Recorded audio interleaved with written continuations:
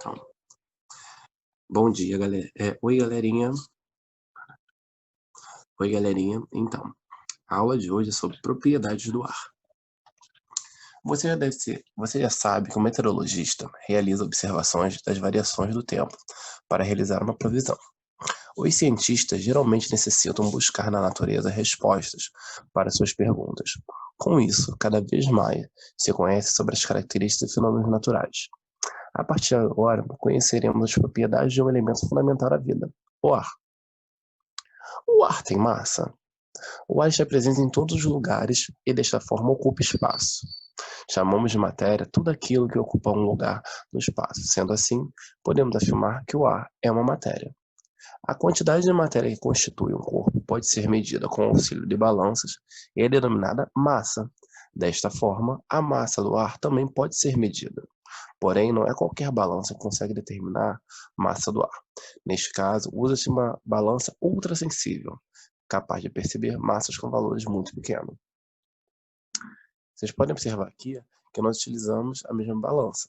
Foi colocado uma bola de aniversário vazia sobre a balança ultrassensível. Na primeira etapa, desta forma, obteve-se sua massa. Na segunda etapa, encheu-se a bola de ar e novamente colocou-se a bola sobre a balança. Nesta etapa, houve um aumento da quantidade de massa marcada pela balança, pois a massa da bola somou-se massa do ar presente dentro dela. Desta forma, constata-se que o ar tem massa. O ar exerce pressão? As moléculas constituintes do ar estão em constante movimento, ora aproximando, ora distanciando uma das outras. Porém, se as moléculas de ar forem comprimidas, sendo apertadas umas contra as outras, a força de distanciamento entre elas tende a aumentar. E o que ocorre, por exemplo, quando enchemos uma bola de ar. As moléculas tendem a se expandir cada vez mais, enchendo a bola, até que ela se torne dura. O ar comprimido e o ar rarefeito.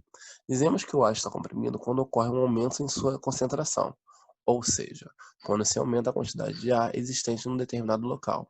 Ao contrário disso, quando ocorre a diminuição da concentração do ar, ou seja, quando a quantidade de ar existente diminui, dizendo que o ar está rarefeito, ou seja, ar comprimido, ar rarefeito. Exemplo: o ar é injetado dentro do pneu com uma bomba, para que sua pressão interna seja maior que a atmosférica. A pressão atmosférica é exercida em todos os sentidos, de baixo para cima, de cima para baixo, da esquerda para a direita e da direita para a esquerda, etc. Ao apertar o desentupidor contra uma superfície lisa, por exemplo, uma parte do ar que estava dentro do desentupidor então diminui e torna-se menor, que é a pressão atmosférica, do lado de fora para o desentupidor. Como a pressão de fora torna-se maior do que a de dentro, o desentupidor ele acaba forçando o objeto contra a superfície e faz com que ele permaneça fixo, em qualquer que seja a sua posição. Medidas de pressão atmosférica. O aparelho utilizado para medir a pressão atmosférica recebe o nome de barômetro. Foi um físico e matemático italiano chamado Torricelli, que viveu entre 1608 e 1647, quem mediu pela primeira vez a pressão atmosférica. Para isso, Torricelli encheu com mercúrio um tubo com mais ou menos 1 metro de comprimento. Ele virou este tubo e mergulhou em um recipiente, que também estava cheio de mercúrio. A altura da coluna de mercúrio varia de acordo com a pressão atmosférica. Quanto maior for a pressão, maior também será a altura da coluna. Observou-se então que o mercúrio do tubo desceu até uma altura de 760 milímetros, ou 76 centímetros.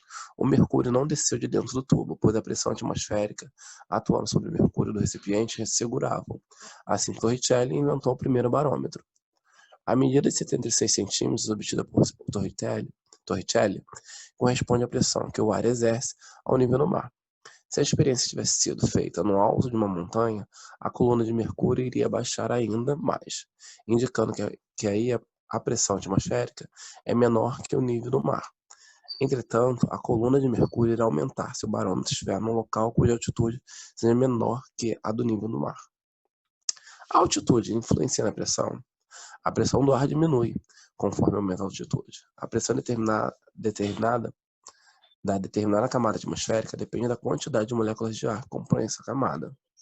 Quanto maior a altitude, menor será a altura da coluna de ar em relação à superfície que está sofrendo a pressão. Logo, menor a pressão exercida sobre essa superfície. Combustão.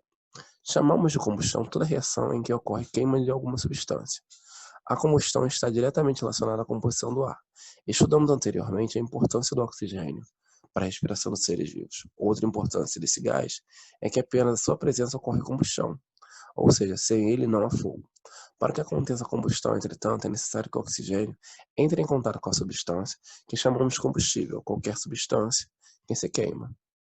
São exemplos de combustíveis: sólidos, o papel, a madeira, a parafina da vela; líquidos, o álcool, a gasolina e o éter gasoso, o gás natural e o gás hidrogênio.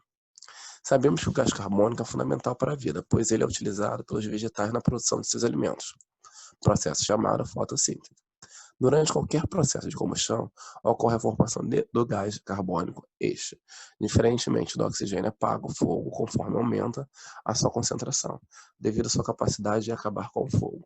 O oxigênio também reage com determinadas substâncias que estão presentes no organismo dos seres vivos. Trata-se de reações de combustão com a produção do gás carbônico, além de água e energia. Durante a respiração, ocorre a queima dos compostos orgânicos existentes em nossos corpos. Por exemplo, a glicose é um tipo de açúcar que obtemos em nossa alimentação e que funciona como combustível no interior do nosso organismo. Dessa queima resultam água e gás de quantidade de energia que é utilizada pelas células do nosso corpo no desempenho de todas as atividades realizadas por ele. Os vegetais também obtêm energia para a realização das suas atividades, como a fotossíntese, através da liberação de gás carbônico. Então, após isso, faça o exercício das páginas 23, 24 e 25. Tá, gente? Uma ótima tarde e até daqui a pouco no nosso plantão Tira Dúvidas. Tchau, tchau, gente.